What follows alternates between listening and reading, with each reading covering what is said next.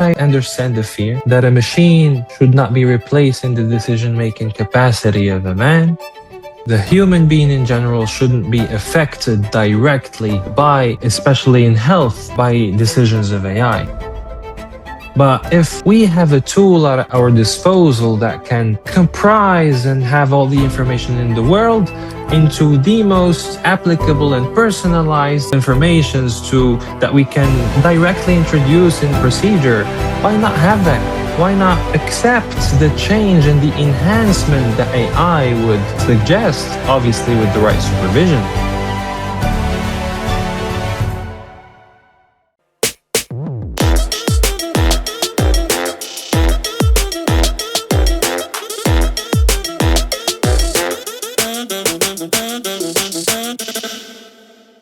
It's good to have you on our podcast, and to our listeners, welcome to the AI Ready Doctor podcast. We are here today on our usual show to show clinicians how AI can augment them and why they should care about AI for the sake of their patients. And each episode, we have an angle. The angle of the episode today is someone I am proud to call friend, who is an aspiring pediatric cardiothoracic surgeon. That's a mouthful.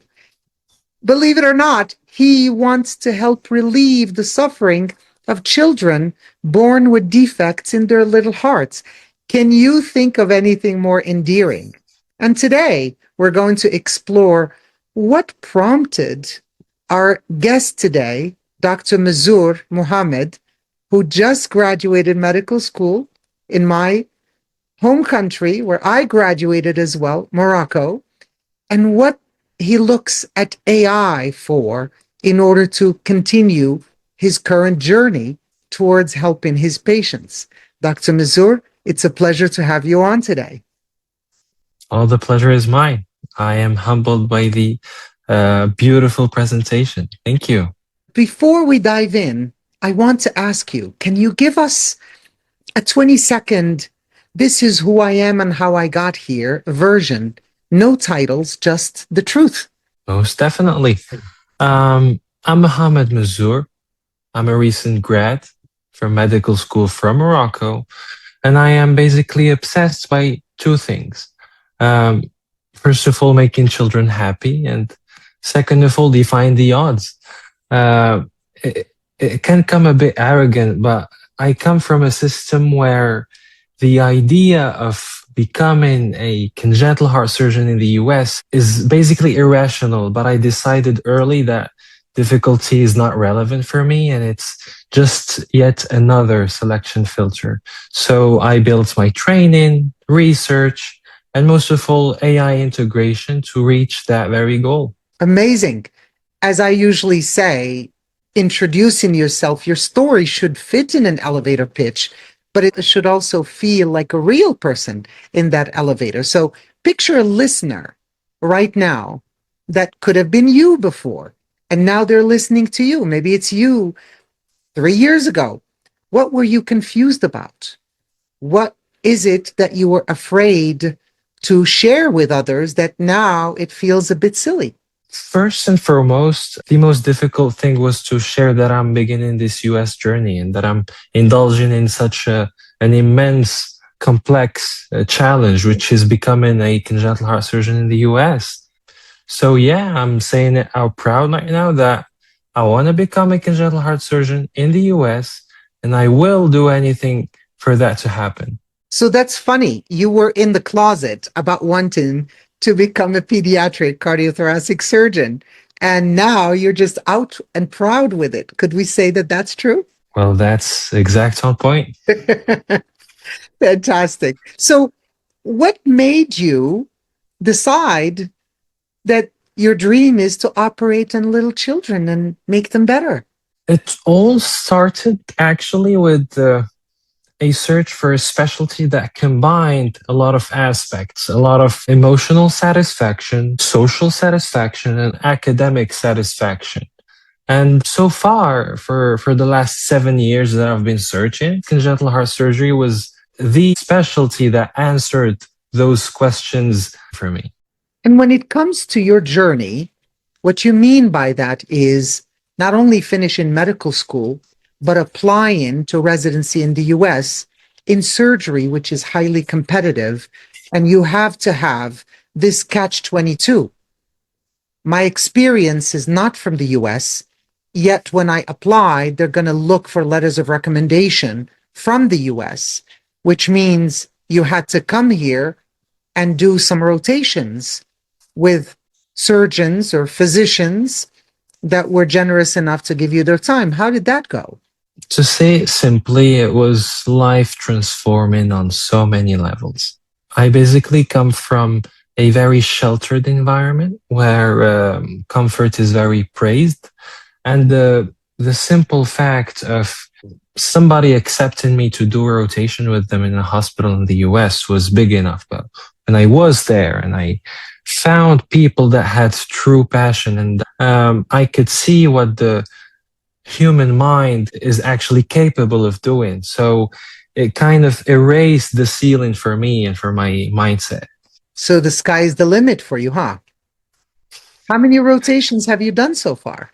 I've done 3 rotations, one in congenital heart surgery in Chicago, Lurie Children's Hospital. Another was a SIBI in robotic colorectal surgery in Tampa, Florida. And the other one was adult heart surgery in Eisenhower Medical Institute. That's phenomenal. I'm sure that those who met you were just like me. We fell in love with your hard drive, with your simplicity. But I do wish to ask, surgery is moving into a different field, and that field is using robotic surgery. Now, can you or have you seen robots operating on humans?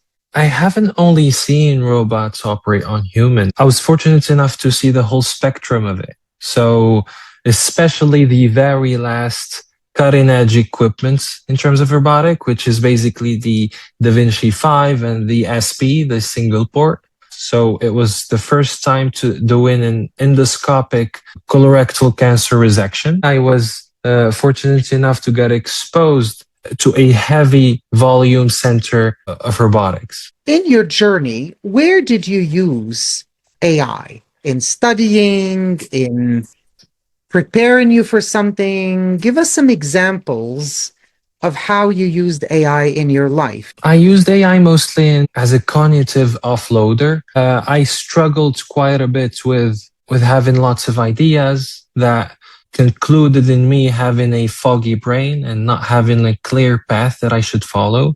So AI was a cognitive offloader that did rapid literature reviews for me, that drafted skeletons for manuscripts for me. It did also some statistical method clarifications, as obviously I am no biostatistician.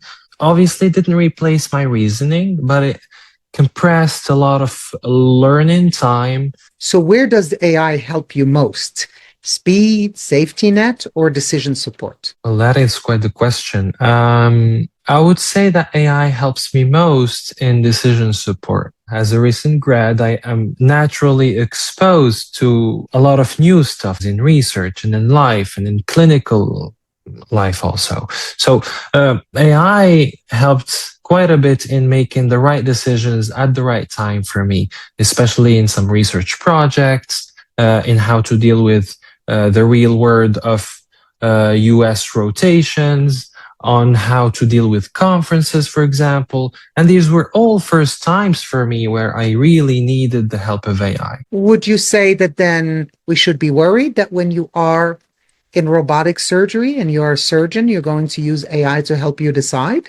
AI replacing the decision-making capacity of a surgeon? It's really not the case. It would basically help the surgeon make the correct decision at the correct time. Give us an example. I would return to pediatric cardiac surgery for the example. Congenital heart defects are quite complex, and each and every heart is different from the other. There is no two similar VSDs or two similar tetralogy of Fallopes. So naturally, repair is different between those hearts. And I see AI here as providing what we call a digital twin, where we can predict the actual impact of a patch or of an aortic arch repair on the actual hemodynamics of that patient that has very specific baseline characteristics or other associated lesions. So, what you mean to say by digital twins, they are patient specific and they are computer models in small little children that simulate the virtual surgery hemodynamics, because this is operating on the heart. It is not an inanimate object. It moves blood forward, and you have to stop the heart to actually make sutures or repair something or patch something up. And then you have to restart the heart, and it needs to go back to working properly and moving the circulation forward. So before you start operating on a little baby, you have the ability to create almost like a decoy of that baby's heart and train yourself in an experimental way in order for you to prep for all the possible scenarios that could happen, so that when you are in the real situation, you are prepared. So it's almost like the measure twice to cut once. Digital twins let you kind of measure in a computer model before you touch the kit. I couldn't reformulate it better than that. It is quite the representation of what a digital twin actually represents for cardiac surgery and congenital heart surgery. And AI can do that. Easily so. And more than that, actually. So when we talk about people being afraid of AI, we focus in on the wrong thing, would you say? Mainly all of the Terminator scenarios that we've seen in Hollywood, but the practicality of it actually is much more beneficial to people, to the patients, to the parents of those children. Well, to be realistic, and I would quote Dr. Anthony Chang's, a true mentor and a giant in the field of AI in medicine, and he calls the concept of intelligence-based medicine, and it quite describes a synergy and a combination between the human and the machine. So the machine, or the intelligent machine, is actually made to help the human, obviously with the right regulation and supervision. Excellent. So what I'm getting from this is, if you're talking about AI, it is a double-edged sword. In the right hands and in the right situation, it could literally catapult us to a Star Trek kind of medicine. But in the wrong hands, who over rely on it, it can give a super confident, lazy answer, what we call hallucinations. What has been your experience with confident hallucinations in AI? Confident hallucinations were quite something for me, especially at the first stages of using AI. It wasn't quite clear the supervision needed for this AI, and the language that the output usually had was, as you said, a confident language that sometimes actually convinced me of ideas that were not true. So let's move to AI agents. We're starting to hear a lot of AI agents, and by that we mean not just an AI of a chatbot where you can actually ask a question and it gives you an answer, but it's actually an AI that is autonomous. If you give it the reins, it will take charge. It will click on your behalf. It will fill out emails and send them out on your behalf. It can get into your bank account and make transactions on your behalf, buy stuff. And in medicine, those are agents that can get into a patient's records, schedule appointments, make sure that all of the prescriptions do not go unfilled, messages don't go unanswered. So technically, AI agents in the medical workflow can be quite the win. But then you're thinking about AI hallucinations and you worry. How does that translate into your future field of cardiothoracic surgery in congenital heart defects? I believe this is quite an early stage for me to answer such a high level question, but I would give it a try nonetheless. Knowing the complexity and the heterogeneity of congenital heart lesions, AI would help us make the right decisions. As for background in congenital heart surgery specifically, repair can differ quite a bit between two institutions and two surgeons. Mm. So making the right decision and the most appropriate decision, um, having in mind the surgeon's experience and having in mind the ICU care that is supposed to take care of the complex lesions afterwards. I think that AI can help in that term. For example, it would if we are operating on a patient, it would tell us, for example, which day would perfectly fit the repair of the patient. Is it Tuesday or Wednesday? Will the patient, for example, have higher complications at that day versus this day? So hallucinations here could pragmatically affect the outcome and the morbidity and mortality associated with the surgery, if God forbid it isn't regulated and well restructured. So what I'm getting here is AI can help you predict complications before they occur so you can be ready for them and even prevent them. But sometimes it may hallucinate and you got to be ready for it. So how do you want to get ready for it? What would you say to someone who just says medicine should stay between man or man and woman or man and child and not have the machine get in between? What would you say to that?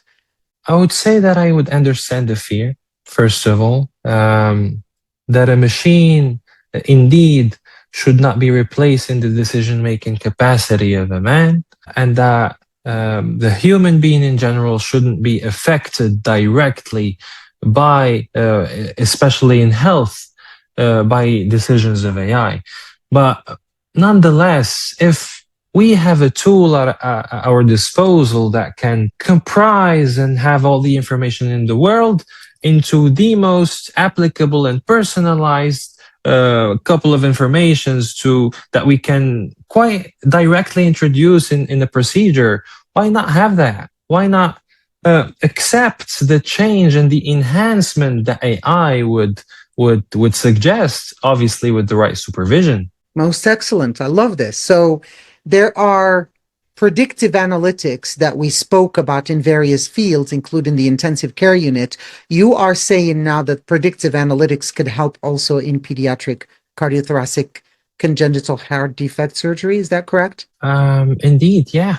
I'd say that congenital heart surgery relied a lot on scores like for the specialized people, it would be the STAT SCSE Acts mortality score or the RASH1 or PRISM 3 or whatever. And these scores are basically generalized and are based on past information. Where AI could enhance this, I think that AI could personalize the score and the prediction curves quite a bit to the patient. As I said, congenital heart lesions and baseline characteristics differ quite a bit from patient to patient.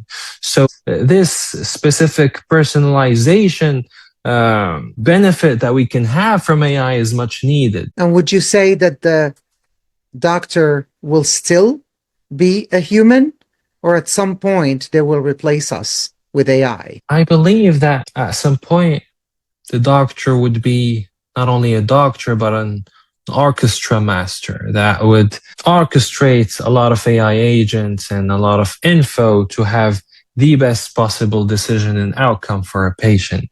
And the surgeons or the doctors in general that do not follow this trend and this evolution, and shall I say necessary evolution, these are the doctors that are sadly going to perish. So let's go back to speaking about your environment. Who else uses AI? Do you have siblings? How about your parents? How about your colleagues? Who else uses AI around you? I guess the right question is who doesn't? Every single one uses AI in my environment. And I would quote a recent study, maybe a study that came out 1 to 2 years ago, that stated that Morocco was the second most country that used AI between all countries. So we do use AI quite a bit here. Usage differ from a person to another, and I would say that the specialized and personalized use of AI is enhancing and getting better day by day in Morocco. And when you say physicians and AI, do you think that they should learn it? And if so, what is the message you want to send them today? I want to send a message that I myself received from people that have pioneered the field. I would say as yourself, Dr. B, the change is going to happen no matter what. So there are only two solutions here: to be either part of the change or to actually receive the change passively. And we, as doctors and as people who have patient lives between our hands, we do not want to be the passive part. We want to actually act on the change. We do something traditionally on the AI Ready Doctor podcast, which is a rapid fire. So I'm going to name a few use cases and you tell me, risky or ready? Imaging and diagnosis agents in echo or fetal imaging. Risky or ready for AI? Definitely ready. Really? Okay. Risk and stage stratification, individualized risk curves beyond the models, and referral decisions and analysis. Risky or ready? I would say risky. What about planning your surgery? A copilot, anatomy, summarizing the guidelines, drafting the OR or the ICU plan, and highlighting what to expect hemodynamically. Risky or ready? In that term, I believe AI is ready. Amazing. Deterioration and readmission forecasting, multi-model monitoring, and contextual explanations. Risky or ready? We already have machine learning tools for that, so I believe AI can definitely be ready for that. Kidney complications and organ dysfunction. Risky or ready? Ready for sure. Okay. A cardiac ICU agent that prioritizes alerts to reduce the alarm fatigue in the ICU. Risky or ready? I would believe it is a risky bet. Amazing. Okay. Well, thank you. I guess the only thing that's left is I want to end with a practical gift for the listener. What's one decision you're proud you made? What's one belief you changed?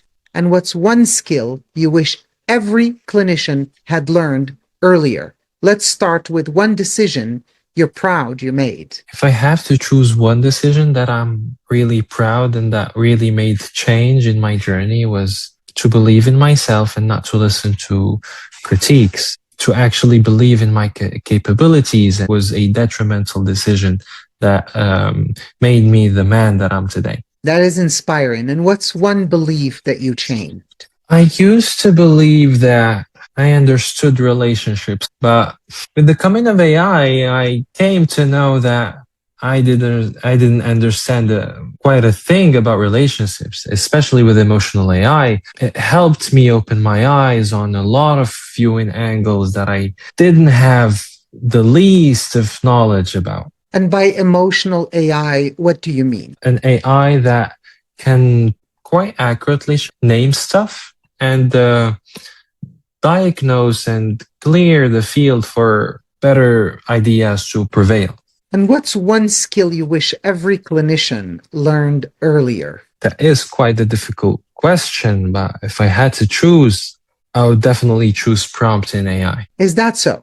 Indeed, because learning how to prompt AI and seeing the difference in real world between people who do indulge in the differentiating aspects of prompting AI and between other people who use AI quite in a standard fashion, the difference is quite clear and is quite significant. especially in terms of personal and academic and emotional development. And so by prompt in AI, you mean just knowing how to talk to AI. Indeed, to know how to talk to AI, visualize the right areas where AI can help, and to what extent it can help. Incredible. Your story is not just a victory lap, it's actually a map for others that may be in the shoes of the earlier you. So I will say, congratulations to you for graduating medical school. High five to the younger you who believed in himself to be where you are. And I cheer you for the future you. It looks like you are working hard to reach your goals. And I congratulate you and congratulate all those that believed in you, including me. So thank you for being here today. Well, thank you. I am quite humbled with these words, and it means a lot coming from you, Dr. Bencheqroun. It is in respect to my previous mentors and to my previous teachers. It is the result of quite the work that we have had as a mentor-mentee relationship. And Ramadan Mubarak. It's in a couple of days, isn't it? Sorry, I'm going to say in Moroccan. Fantastic. Please be my ambassador to your family, your friends, and everyone around you. Ramadan Mubarak. I hope that you have the strength and the fortitude to fast it all throughout the entire month. And when it's done, that you feel rejuvenated spiritually.